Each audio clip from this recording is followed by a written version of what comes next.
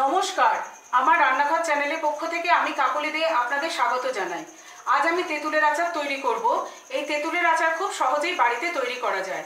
আপনারা চেষ্টা করবেন, নিশ্চয়ই খুব সহজেই বাড়িতে তৈরি করতে পারবেন। যারা আমার চ্যানেলকে সাবস্ক্রাইব করেছেন তাদের অসংখ্য ধন্যবাদ। যারা এখনো সাবস্ক্রাইব করেননি তাদের কাছে অনুরোধ করব এক্ষুনি আমার চ্যানেলকে সাবস্ক্রাইব করে নিন নতুন নতুন রান্নার আপডেট পাওয়ার জন্য। নতুন নতুন ভিডিও নোটিফিকেশন পাওয়ার জন্য অবশ্যই বেল আইকনে ক্লিক করবেন। এবার আসুন দেখে নিন এই রান্নায় কি কি উপকরণ লাগে। তেঁতুলের আচার তৈরি করার জন্য যে যে উপকরণগুলো লাগে সেগুলো হলো তেঁতুল। এখানে 500 গ্রাম তেঁতুল আছে। তেঁতুলটাকে আমি ভালো করে শিরা ছাড়িয়ে এটা রোদে শুকিয়েছি। রোদে শুকিয়ে তারপর এটাতে নুন আর অল্প সর্ষের তেল মাখিয়ে রেখেছি। সর্ষের তেলটা অবশ্যই একটু গরম করে নেবেন, তা নইলে কাঁচা সর্ষের তেলের একটা গন্ধ থেকে যায়। মশলার জন্য লাগবে মৌরি, এখানে বড় চামচের 2 চামচ মৌরি নিয়েছি। ধনে বড় চামচের 1 চামচ ধনে নিয়েছি। মেথি ছোট চামচের হাফ চামচেরও কম মেথি নিয়েছি। জিরে বড় চামচের 1 চামচ জিরে নিয়েছি। আর শুকনো লঙ্কা 5টা নিয়েছি। আপনারা লঙ্কাটা বেশি কম করে নেবেন, আপনারা যেরকম ঝাল খান সেই অনুযায়ী। মশলার জন্য আর লাগবে সর্ষে, এখানে বড় চামচের 1 চামচ মতো সর্ষে নিয়েছি। আর লাগবে আখের গুড়, এখানে আমি 500 গ্রাম আখের গুড় নিয়েছি। এবার আমি রান্নার দিকে যাচ্ছি। রান্নার দিকে যাওয়ার আগে আপনাদের কাছে অনুরোধ করব অবশ্যই আমার চ্যানেলকে সাবস্ক্রাইব করবেন, লাইক কমেন্ট এবং শেয়ার করতে ভুলবেন না। কমেন্ট অবশ্যই করবেন, তাহলে আমি বুঝতে পারবো আমি কেমন রান্না করছি। অবশ্যই আমার কোনো ভুল বা ত্রুটি থাকলে আপনারা আমাকে জানাতে ভুলবেন না।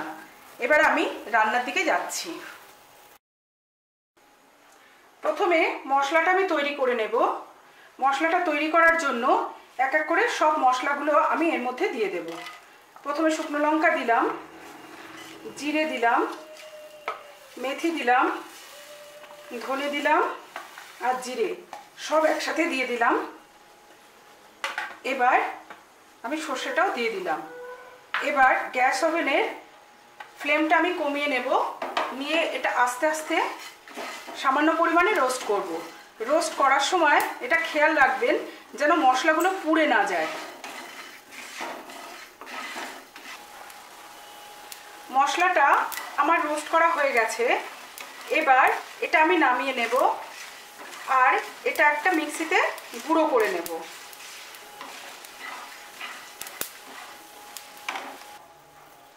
গ্যাস ওভেনে আমি একটা কড়াই বসিয়ে দিয়েছি।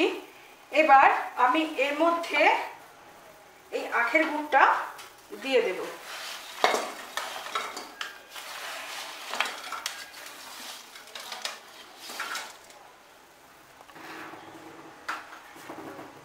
এবার এর মধ্যে আমি অল্প পরিমাণে জল দিয়ে দেব। গ্যাসটা আমার কমানোই আছে। এবার গুড়টা গলে যাওয়া পর্যন্ত আমাকে অপেক্ষা করতে হবে।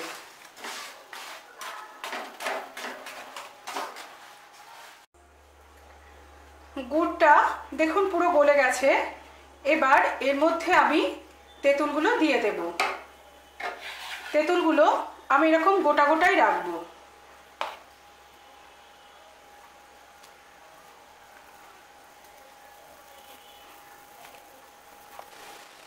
কম আঁচে দিয়েই তেঁতুলগুলো আস্তে আস্তে আমি নাড়বো। তেঁতুলগুলো যেন ভেঙে না যায় এইভাবেই আমি নাড়বো। তেঁতুলগুলো যদি খুব টক হয় তাহলে আপনারা আরও একটু বেশি গুড় দিতে পারেন। যদি একটু বেশি মিষ্টি খান তাহলেও একটু বেশি গুড় দিতে পারেন। তাহলে আমি এখানে 500 গ্রাম গুড় নিয়েছি, আপনারা চাইলে 600 650 গ্রামও গুড় নিতে পারেন। তেঁতুলে নুন মাখানো ছিল, তাই নুনটা একটু চেক করে তারপর আমি সামান্য পরিমাণে এর মধ্যে নুন দিচ্ছি। যদি নুন দিতে লাগে তবেই নুন দেবেন, না হলে দেওয়ার দরকার নেই, কারণ তেঁতুলের মধ্যেই নুন মাখানো থাকে। আস্তে আস্তে কম আঁচে তেঁতুলগুলো ভালোভাবে নেড়ে দিতে হবে যাতে গুড়ের রসটা তেঁতুলের মধ্যে ঢোকে। এইভাবে আমাকে এই তেঁতুলের আচারটা তৈরি করতে হবে। এখনো তৈরি হয়নি, আমি আরও কিছু সময় এইভাবে রেখে দেব।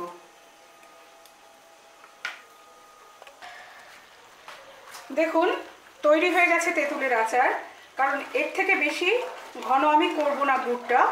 এবার এর মধ্যে আমি মশলাটা দিয়ে দেব।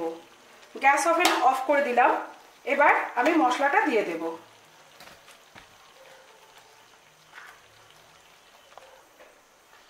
এবার এর মধ্যে আমি এই গুঁড়ো মশলাটা দিয়ে দেব।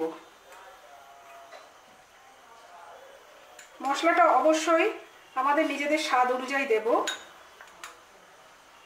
সমস্ত মশলাটা আমাদের লাগবে না।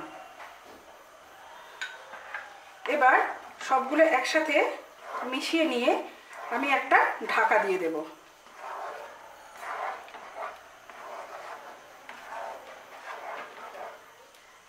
দেখুন সবগুলো একসাথে মিশিয়ে নিয়েছি। এবার আমি একটা ঢাকা দিয়ে দেব। এভাবেই আমি ঢাকা দিয়ে কিছু সময় রেখে দেব। এরপর আচারটা মাঝে মধ্যে রোদে দিয়ে এটা রেখে দেব। তৈরি হয়ে গেছে তেঁতুলের আচার। এই তেঁতুলের আচার ভাত পাতে খেতে খুবই ভালো লাগে। আপনারা অবশ্যই এটা তৈরি করবেন, খুব সহজেই তৈরি করতে পারবেন। এই ভিডিওটি দেখার জন্য আপনাদের অসংখ্য ধন্যবাদ। সবাই ভালো থাকুন, হাসি খুশি থাকুন। এবার আমি আসি, আবার নতুন কোনো রান্না নিয়ে উপস্থিত হব আমার রান্নাঘর চ্যানেলে। নমস্কার।